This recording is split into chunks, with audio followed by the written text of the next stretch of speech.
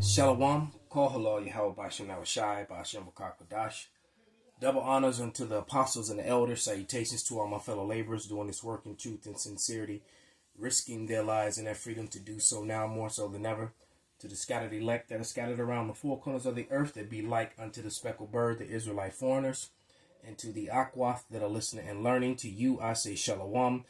This is your brother Malcolm from the branch of the Great Millstone here in Chicago, coming at you with another lesson in truth.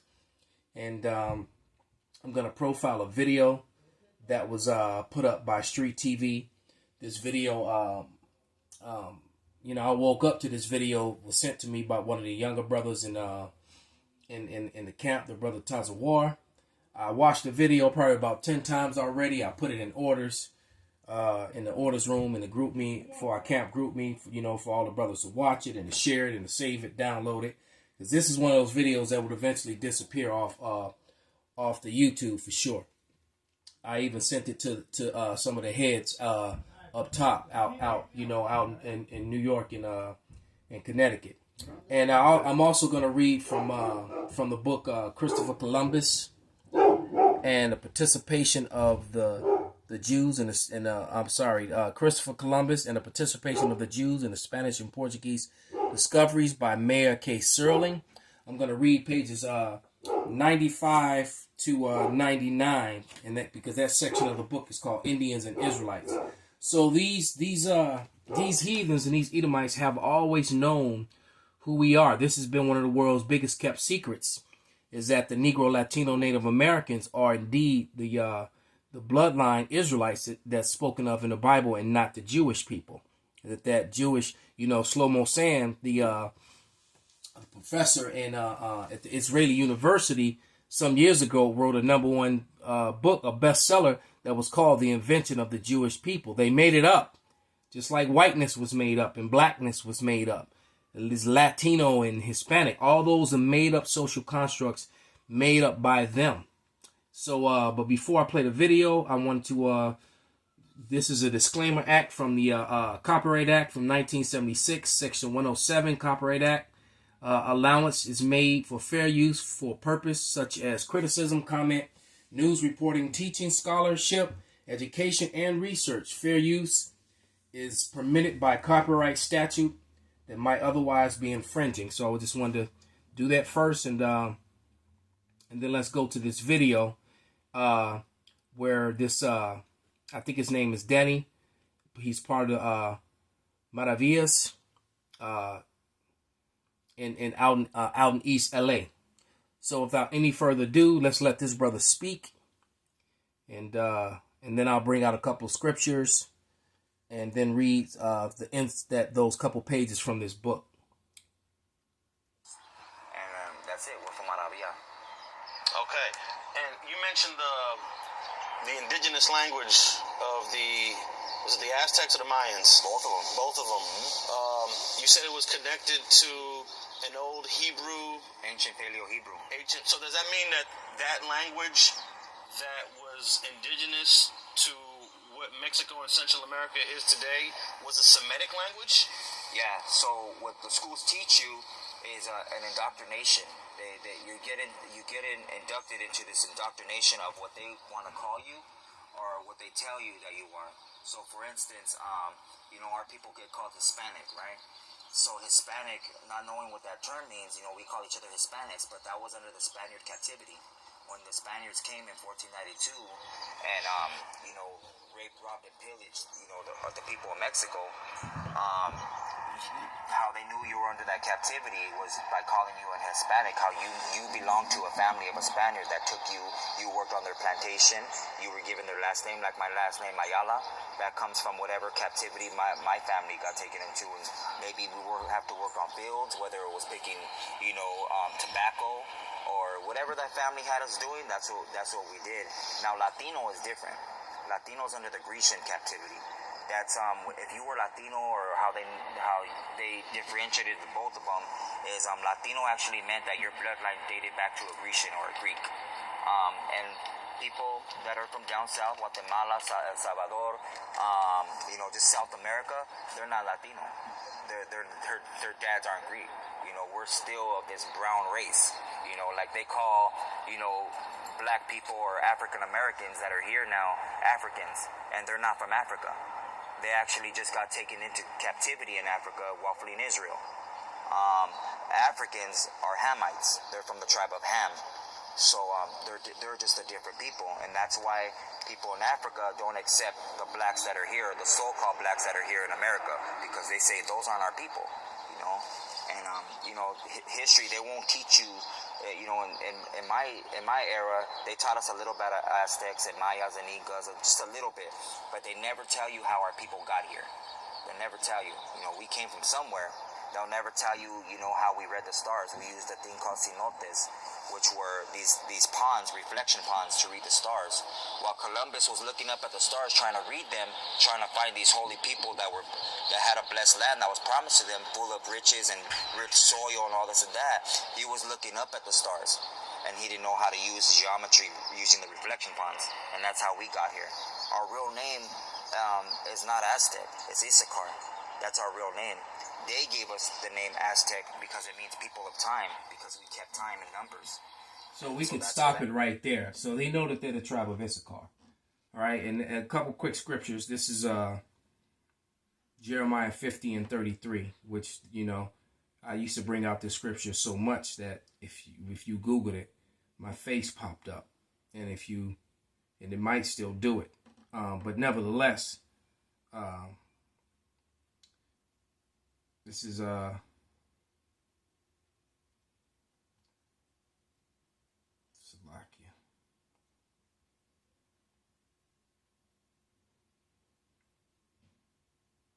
Jeremiah 50 and 33, and it reads, "Thus saith Yahweh of hosts, the children of Israel and the children of Judah were oppressed together, and all that took them captives held them fast, and they refused to let them go." And Judah and Jerusalem represent the northern kingdom, which would be the tribe of Issachar, the so-called Hispanics and natives. Judah representing the so-called Negroes. They've been in captivity together and didn't even know that they were brothers for centuries. All right, because you have to remember there was a split in the family in the ancient world. So them being brought back together here in the Americas was prophecy, and they were brought together in slavery because the slave trade started with the so-called Hispanics, which is a complete and total cut on you black-only Israelites. And also now there's and you ones down there in Pueblo, Colorado, you know, you Hispanic-only Israelites. And just to clear up what the brother said, the Latinos with the Grecians and the Greeks and the Spaniards who are all Edomites. That is the true nationality of the so-called white man, the white race. And that is something, the so-called white race, and that is what they've been trying to hide for, you know, hundreds and hundreds of years. All right? So, let me grab this book now. Let me go to page 99. And I read this the other day. Actually 95. And on this page, I got a lot of notes. And I got 17 different sources that basically back up everything that we just spoke about. But I'll read those 17 sources again on another date with at another time. But here you go. This is Indians and Israelites, page 95 from the book that I showed you in the beginning. Luis de Torres. Now remember, Cristobal Colon, who the world ignorantly refers to as Christopher Columbus, was a Spanish convert Jew. All right. And he came over here with 5 Hebrew interpreters. So why would he go looking for India if he came with 5 Hebrew interpreters? So you can begin to see the lies starting. Once you tell one lie, you got to tell others. Hence the name why they were referred to as Indians. In history, wrote that to avoid calling them Issachar, Zebulun, Asher, Gad, Reuben, etc. To avoid calling them that, they just called them Indians. All right. But Luis de Torres, the first European who discovered the use of tobacco. See, he mentioned tobacco slavery. All right. Was also the first person of the Jewish stock who settled in Cuba. He won favor of the ruler of the Kaki. I think that means a chief. All right. and received from him presents, not merely lands, but also slaves, 5 adults and a child. The king and queen of Spain granted him a yearly allowance of 8,645 maravedis. I guess that was Spanish money back then. And he died in the newly discovered land. All right. Columbus found natives who had their own caquis and their own language and traditions, but they didn't tell you that that language was a Semitic language, which was actually connected to the ancient Paleo-Hebrew. They left that part out when they wrote this book. Because this book was written by a convert Jew, Mayor K. Serling. All right, so he knew that these people were the real Israelites, the real people of the Lord. All right, to what race did these Aborigines in Americas belong? Several writers have asserted and have displayed much learning in attempting to prove that the Aborigines were descendants of the Jews. All right, and it says, this result was reached already in the 16th century by Spanish clergyman Rodman, Rodman is one of my sources. His arguments were derived from an unpublished manuscript which he discovered in the library in San Pablo in Seville, Matosinhos, and possessed the manuscripts of Luis Lopez, and learned Bishop of Quito was convinced that the Peruvians were of the Jewish origin. All right, they were the Israelite origin. See, they keep using that word Jewish. Jewish are basically the Edomites who converted to Judaism. All right. It says the view of Rodman and Gregorio Garcia, the Aboriginals of America were descendants of Jews. All right, was maintained with many arguments in the same year, 1650, independently by Englishman Thorogood, he's also one of my sources, and by Portuguese Jew Manasseh ben Israel, the renowned rabbi of Amsterdam, who induced Cromwell to allow the Jews to return to England. Seeing Cromwell was the one who got rid of all the Israelites out of Ireland, Scotland, and Britain, out of England. Okay, remember that.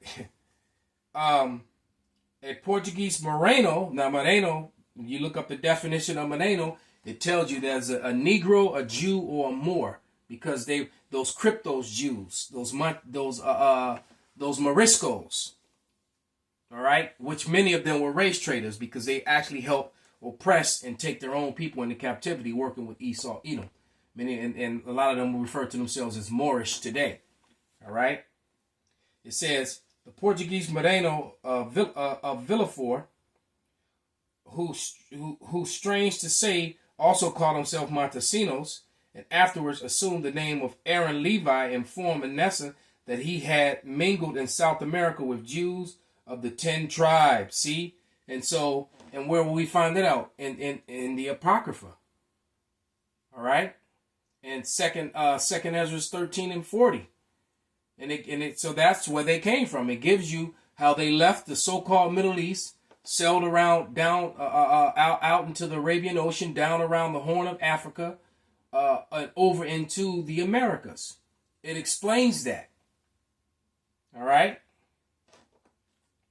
But it says Manasseh's book attracted much attention and was translated into Latin, Spanish, Dutch, English, Italian, and Hebrew. Nor has it ceased even to this present day. So there's been many books written. As a matter of fact, a lot of, and at the bottom of this book, the pages of these books, they show you the resources. If I can get it to focus, they show you there it is. The resources of this information. This is what I love about those books. Where they came from. All right? So, yeah, everything that I'm reading is showing you the resources of where they came from. And they're all from the 1600s. All right? This treatise of the origin of the Americans was reprinted 12 years ago by Spaniard Santiago Perez Junquera. The descendants of the Americas is, in fact, a question which has often been discussed since the discovery of America down to present day. even in recent times, the Englishman Lord Kingsborough, also one of my sources, devoted his time, his attaintees, and greater part of his large fortune to the publication of a collection of American documents in order to prove the Jewish origins of the Americans. So they even put this in movies. All right, in that movie with Jane Fonda when she was young, I think it was called Kathmandu or something like that. They had that scene where the rancher is telling the Gadite, the Cherokee dude, that he's an Israelite. All right, and the Cherokee is denying it, saying, "No, I'm a Cherokee." All right, but nevertheless, it just goes to show you they put this stuff in your face, man. In many movies, there was also a scene, I think, with the